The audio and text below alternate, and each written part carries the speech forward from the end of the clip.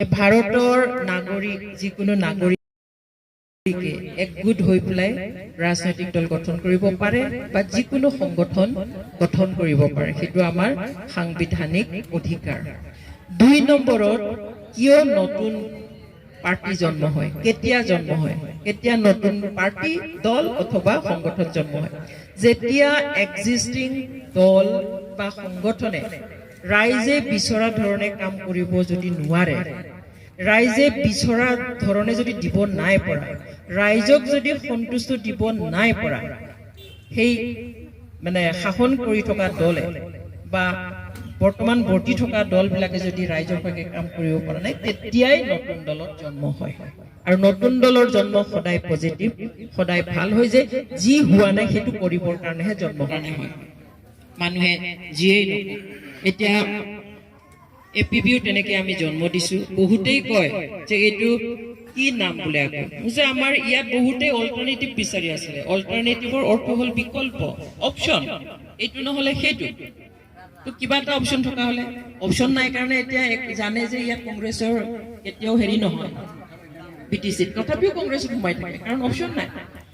কোনোবাই তৃণমূলত সোমায়, কোনোবাই আপত সোমায়, কোনোবাই বিজেপিত বেয়া পালেও সোমায়, কিন্তু অপশ্যন নাই। সেইকাৰণে আমি ডাইৰেক্টলি আমি অপশ্যন দিছো, বিকল্প দিছো, নামেৰে সৈতে অল্টাৰনেটিভ দিছো।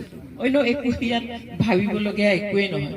ফৰেন কাণ্ট্ৰিত অল্টাৰনেটিভ শব্দৰে পলিটিকেল পাৰ্টি আছে, আমাৰ ইয়াত নুশুনে কাৰণে মোক মানে দল গঠন কৰাৰ পিছতে PPLৰ মানুহ এজনে মোক ফোন কৰিছিলে, কি বোলে কি কিবা ৰহস্য আছে নেকি বোলে অল্টাৰনেটিভ নামটো যে দিলে। নাই, শব্দ অঞ্জলি যেনেকে অল্টাৰনেটিভ মানে অল্টাৰনেটিভ, বিকল্প, তাত আৰু কি ৰহস্য থাকিব পাৰে।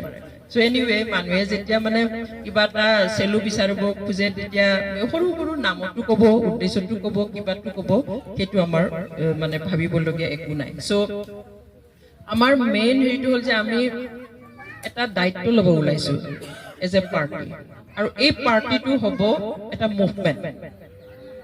আমি বহুত মুভমেণ্ট কৰিলো, ৰেল লাইনত ওলাই, একদম ৰাজপথত ওলাই, ধৰ্ণা দি প্ৰতিবাদ কৰি, কোনোবাই হাথিয়াৰ লৈও ওলালে, কিন্তু এইবাৰৰ যিটো মুভমেণ্ট হ'ব সেইটো পলিটিকেল মুভমেণ্ট, ৰাজনৈতিক আন্দোলন। ৰাজনৈতিক আন্দোলন কিহৰ? ইউনিটিৰ কাৰণে, একতাৰ কাৰণে পলিটিকেল আমাৰ মুভমেণ্ট হ'ব, আমাৰ অধিকাৰৰ কাৰণে মুভমেণ্ট হ'ব, সকলোৰে সম অধিকাৰৰ কাৰণে মুভমেণ্ট হ'ব, আমাৰ যি ৰাজনৈতিক অধিকাৰ তাৰ কাৰণে মুভমেণ্ট হ'ব, আমাৰ সম উন্নয়নৰ কাৰণে মুভমেণ্ট হ'ব, আৰু আমাৰ স্থায়ী শান্তিৰ কাৰণে মুভমেণ্ট হ'ব। সেইটো আমাৰ উদ্দেশ্য, যে সঁচা অৰ্থত একতা, সঁচা অৰ্থত অধিকাৰ পোৱা, সঁচা অৰ্থত উন্নয়ন হোৱা, আৰু সঁচা অৰ্থত স্থায়ী শান্তি অনা।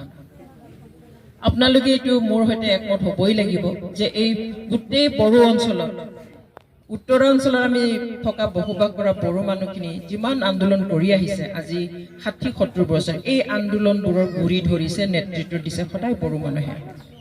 কিন্তু এইটোও ঠিক যে কষ্ট ভুগিছে, ক্ষতি হৈছে ইয়াত থকা সকলো জাতি, জনগোষ্ঠী, ভাষা, ধৰ্মৰ লোকসকলেৰে সমভাৱে কষ্ট পাইছে, দুখ পাইছে, আনকি সহযোগো কৰিছে, কিন্তু নেতৃত্বটো লয় বড়োসকলে। এনেকৈয়ে যোৱা ৬০-৭০ বছৰৰ ভিতৰত বড়োসকলে কি আন্দোলন কৰা নাই? PTCA, PPTCA, UTNLF, BPSC, EPSU, volunteer force, BLT, শেষত NDFB, ইমান কেইটা সংগঠনৰ জৰিয়তে, আৰু যেতিয়াই আন্দোলন আৰম্ভ কৰি দিয়ে সকলোৱে সহযোগ কৰে। তেনেকৈ এই দীঘলীয়া যে ইমান কেইটা আন্দোলন হ'ল বিভিন্ন দল সংগঠনৰ নেতৃত্বত, সেই আন্দোলনৰ ফলশ্ৰুতিত আমি কি পাইছো? ৩টা চুক্তি পাইছো। যেতিয়া চুক্তি হয়, সেই চুক্তিটো প্ৰতিটো চুক্তিত অলপমান ওপৰলৈ যায়। যেনেকে আমি প্ৰথমতে আমি যদি চাইকেল কিনিব পাৰো, একো নাথাকিলে চাইকেল কিনো, চাইকেল কিনাৰ পিছত কি হয়, বাইকৰ কথা চিন্তা কৰো, বাইক যদিহে আমি